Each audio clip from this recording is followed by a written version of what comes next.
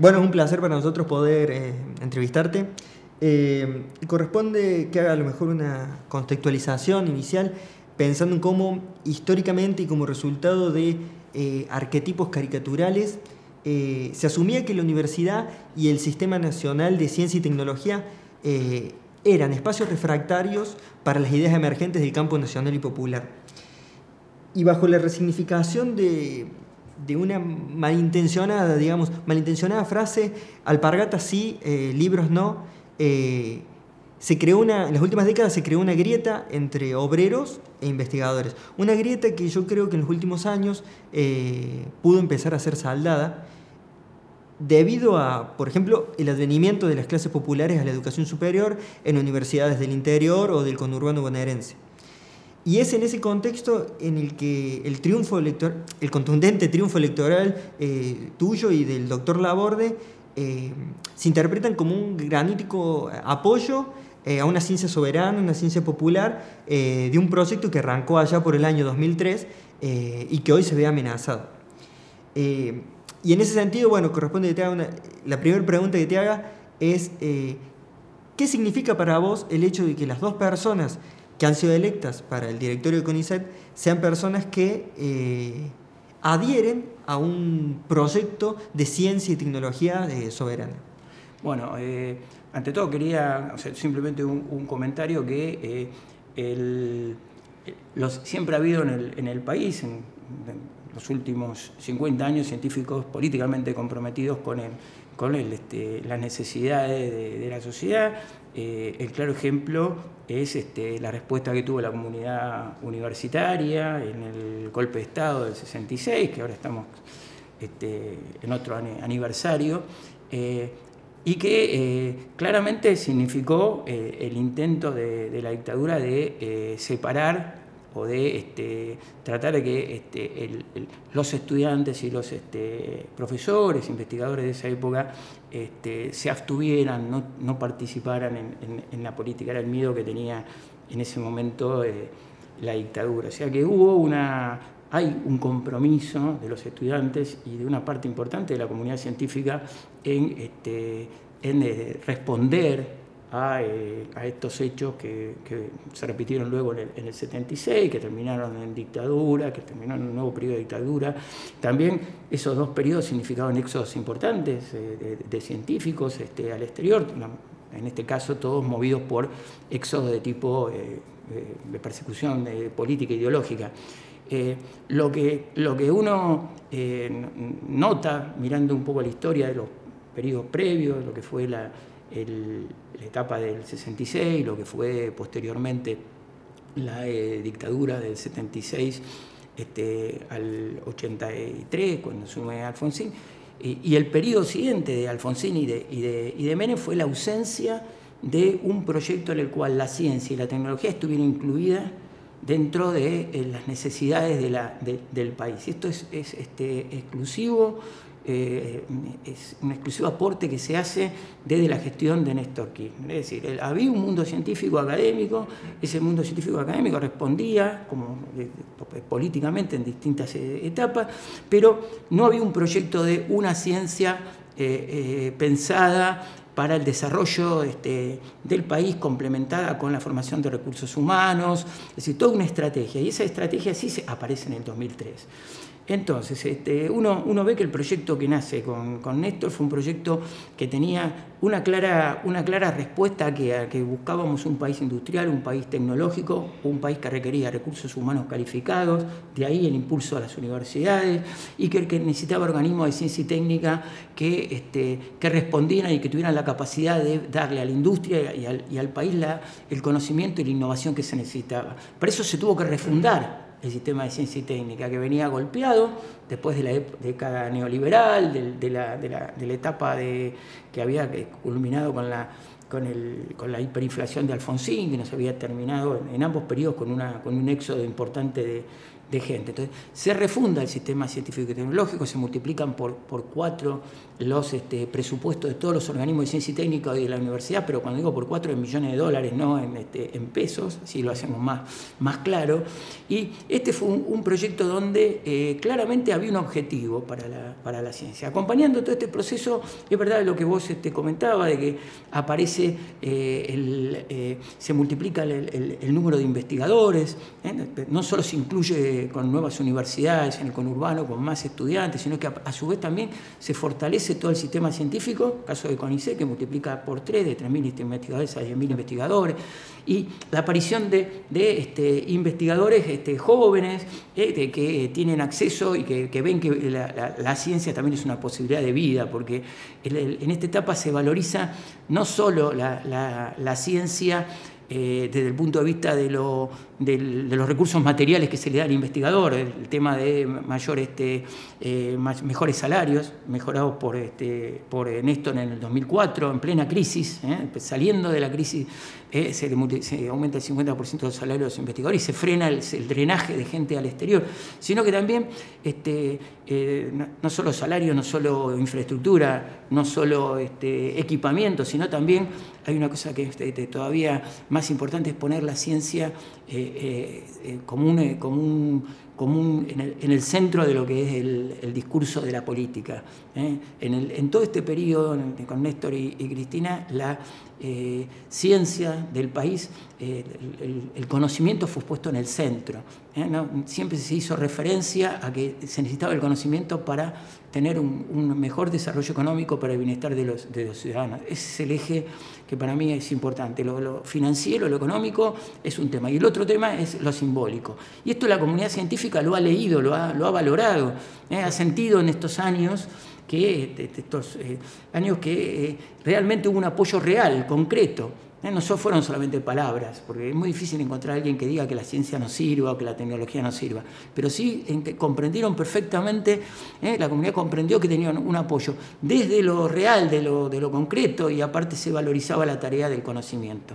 Y se revirtió la pérdida continua de gente que teníamos, ¿no? Que comenzó allá en el 66 con la noche de los bastones largos, hasta lo que es ahora, hasta lo que fue el comienzo en el 2003, el comienzo del periodo de gobierno de Néstor Kirchner. Toda esta etapa se revierte, pérdida de gente se va revirtiendo y se pasa a otra valorización de la ciencia. Yo creo que la respuesta, la elección, el tema de haber sido elegido 2 directores para el CONICET, que encarnan de alguna manera o que han siempre estado al lado de esas políticas de una ciencia para el desarrollo del país, una ciencia para tener más soberanía tecnológica y demás, es la comprensión de esa comunidad, el acompañamiento de esa comunidad.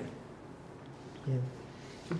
Vos mencionaste recién en la Noche de los Bastones Largos, estamos cumpliendo 50 años, medio siglo, de lo que fue aquella célebre y triste noche. Y hoy el país se encuentra con científicos, la mayoría de ellos jóvenes, que están movilizados, se están organizando, y con algo, es una situación que no tiene precedentes. Y vos recién mencionabas que el gobierno de Néstor Kirchner pudo evitar ese drenaje de científicos que había habido durante varias décadas, y hoy la situación es otra.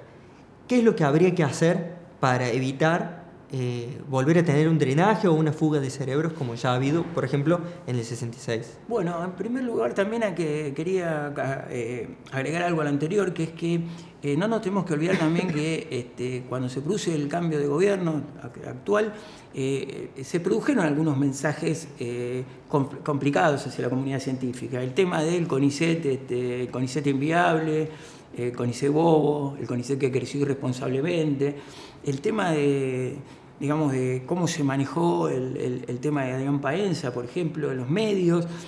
Hubo todo un intento, si vos querés, de deconstrucción de lo que fue este logro tan importante que habíamos hablado del gobierno anterior, que creo que una de las políticas que no puede ser criticada, o que no hubo críticas, fue la de ciencia y tecnología. Sin embargo, se intentó esto, con estos temas que te digo, que se fueron puestos justamente antes de la elección. Ahí salió claramente el tema de de un CONICET que no había sido pensado, que había, si uno lee el Estado del Estado, que fue un documento que había elaborado el macrismo, se habla de un CONICET corporativista que había crecido endogámicamente. Bueno, todo esto también alertó a parte de la comunidad, o alerta a parte de la comunidad, que hoy en día se encuentra justamente preocupada, movilizada por estos temas, ¿no? El tema se presiente o se ve a través de estos mensajes de que va a haber un cambio, que se va a producir un cambio importante. El hecho de que el Estado se retira como motor de la ciencia, no debemos olvidarnos que los grandes logros tecnológicos de estos años y que han demostrado que los científicos argentinos son capaces de estar en el mejor nivel del mundo, con el tema de la construcción de los satélites, el tema de nuestra capacidad en materia nuclear, el tema que hace a la soberanía alimentaria con la producción de nuevas semillas con aportes tecnológicos de nuestros investigadores, de los biotecnólogos. Todo este paquete de conocimiento se hace traccionado desde el Estado. Entonces surgen estos mensajes sobre el sistema científico, surge un Estado que se retira y aparecen otras señales como la de el investigador, emprendedor, se da el rol de ahora, se retira el Estado, el privado generalmente no participó en estos años fuertemente de lo que es la atracción digamos, mover el sistema hacia adelante, y aparece ahora la figura del investigador emprendedor, el investigador que debe dar empleo, que debe crear empresas. Yo creo que la comunidad está preocupada por todos estos datos, estos mensajes, estas señales, y el tema de haber elegido o de haber votado como lo ha hecho en estas elecciones de directorio del CONICET es para reafirmar que el camino que busca es otro camino, el camino que se había iniciado antes, el camino del investigador comprometido con la realidad del país, con una ciencia al servicio de la nación y de la soberanía tecnológica. Yo creo que esa es la rectificación. En medio de todas estas señales, lo que responde la comunidad ha sido en esta dirección. Bien.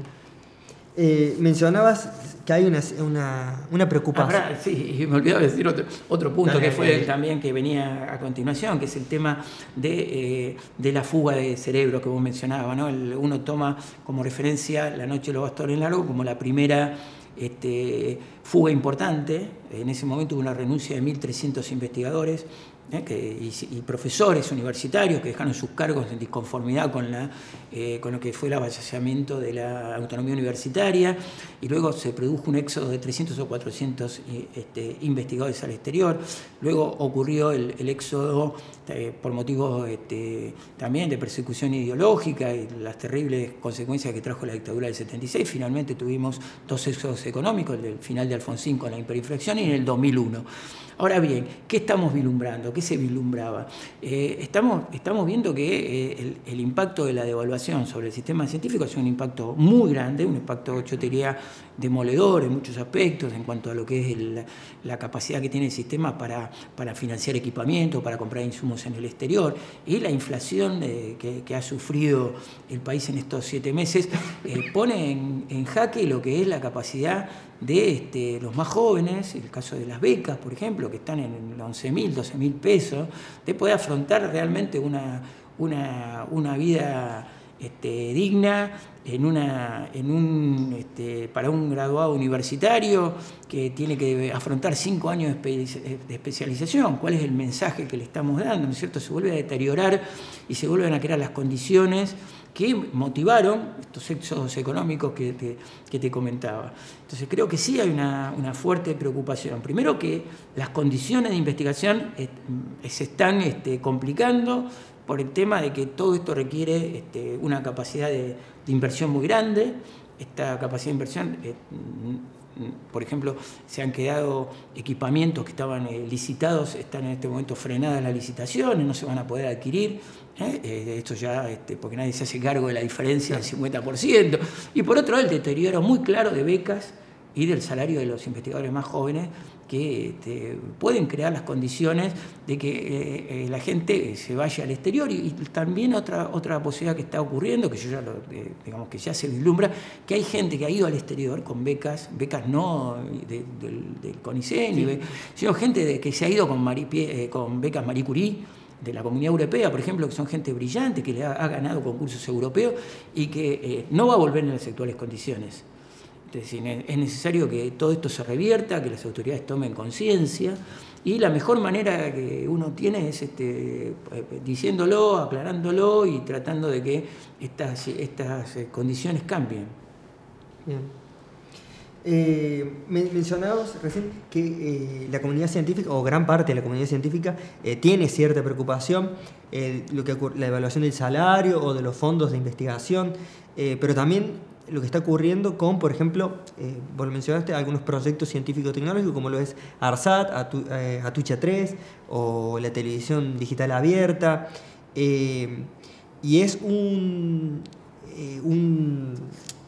en términos generales esta preocupación, una preocupación por la desindustrialización de la economía, y que deja a la ciencia en un lugar marginal,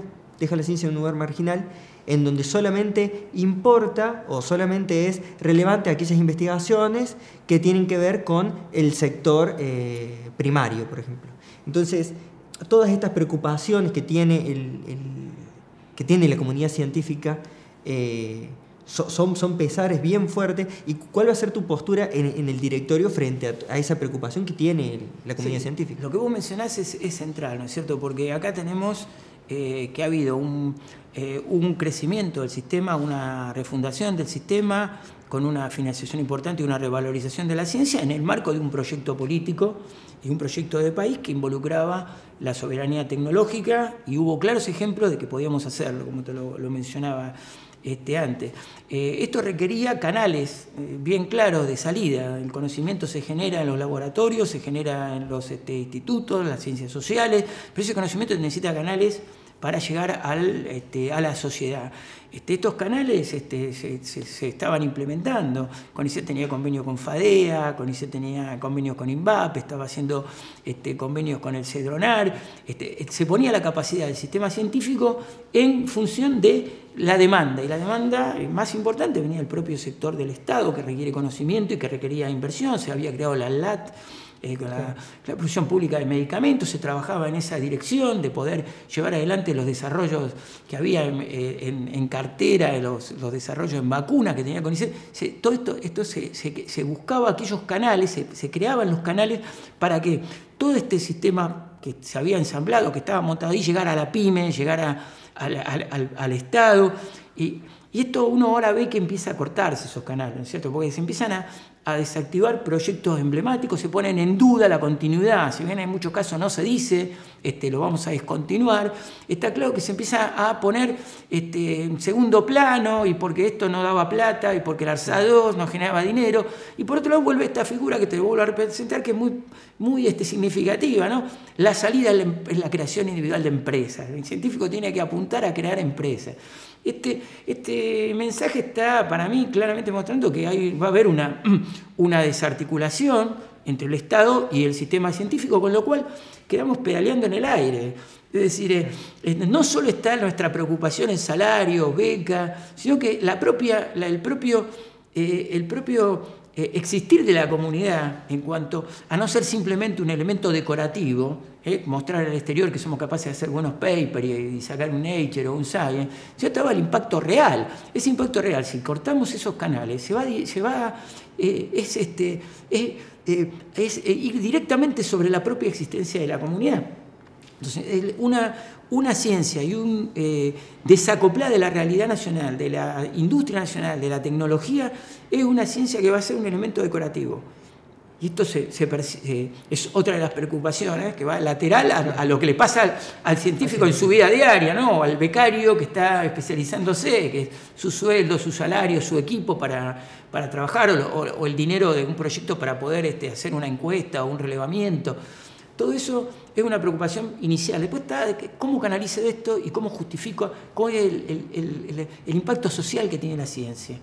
que de no tenerlo queda como un elemento decorativo. Y la última pregunta es, vos bien mencionaste recién, hay ciertas transformaciones que están siendo impulsadas por el Ejecutivo Nacional en relación a la relación entre ciencia y desarrollo productivo. Entonces, la pregunta es, ¿cómo crees vos que impactan estos resultados electorales tuyos y del doctor Laborde a la hora de traccionar en el directorio sobre estas transformaciones impulsadas por el Ejecutivo? Bueno, desde el punto de vista nuestro, voy a hablar en mi nombre, yo voy a llevar adelante la propuesta que he consensuado, que he puesto a evaluación de parte de mis pares y que ha terminado en esta votación. O sea, voy a defender desde el directorio la continuidad de un CONICET transversal, un CONICET que esté comprometido con el país, un CONICET que sea capaz de llevar adelante una política de federalización de la ciencia y articulación con los otros organismos. Yo creo que la comunidad tiene capacidad de respuesta, los científicos pesamos en la opinión pública y creemos que nuestra voz se va a hacer escuchada, como fue escuchada hace muy poquito con el tema de los ingresos de este año, que estuvieron en algún momento bajo demora. Sí. La verdad que la comunidad, los jóvenes investigadores, distintos grupos se manifestaron en forma muy clara sobre esta posición y finalmente se concretó un ingreso muy importante de la comunidad, el compromiso de un calendario que se va de ingreso que ha sido puesto a conocimiento y la promesa de que no iba a ser necesario que el Ministerio de Modernización estuviera legalizando, lo cual realmente era una situación poco sostenible, ¿no? Que un ministerio legalizara los procedimientos que el CONICET tiene avalados desde el punto de vista de la comunidad científica hace años. Y me parece que esta posición de salir, de explicarlo, de hablar y de hacer conocer a la opinión pública lo que estaba pasando, sirvió para que esto se agilizara y cambiara. Yo creo que tenemos la voz y desde el directorio vamos a promover que esta voz se escuche, la voz de nuestra comunidad, quienes representamos y por los cuales fuimos elegidos, y por el cual, bajo los conceptos que están puestos en las propuestas que se han realizado. Me parece que los científicos tenemos la capacidad como para hacernos escuchar y creemos que somos la opinión de la comunidad universitaria, la comunidad de CONICET es una opinión que llega a la opinión pública y esto hay que defenderlo. Y por otro lado también el CONICET es un ente autártico, el directorio es el que toma las direcciones, una vez que se le da el presupuesto, el CONICET tiene autarquía para ejecutarlo. Yo creo que ahí se va a poder digamos, discutir y se va a poder discutir y darle elementos al Ministerio de Ciencia para que algunas de las políticas que vayan en contra de lo que hemos hablado pueda ser revertida. Me parece que ese es el camino, la interacción con el Ministerio, indicando los errores, marcando claramente cuáles son los retrocesos y siempre con el sentido de avanzar hacia un sistema científico integrado a nuestro país, ¿no? A nuestra sociedad. Bueno, muchísimas gracias por la entrevista, ha sido un placer poder entrevistarte. No, bueno, gracias a ustedes por la posibilidad de dialogar y sobre todo agradecer a toda la comunidad científica, a los compañeros de Ciencias Exactas, que es el área mía y que me ha dado un masivo apoyo. La verdad que ha sido muy estimulante en encontrar que una parte muy importante de la comunidad comparte esta visión de que el CONICET tiene que estar peleando, luchando por un país inclusivo, por un país tecnológico, un país donde la ciencia tenga un rol fundamental.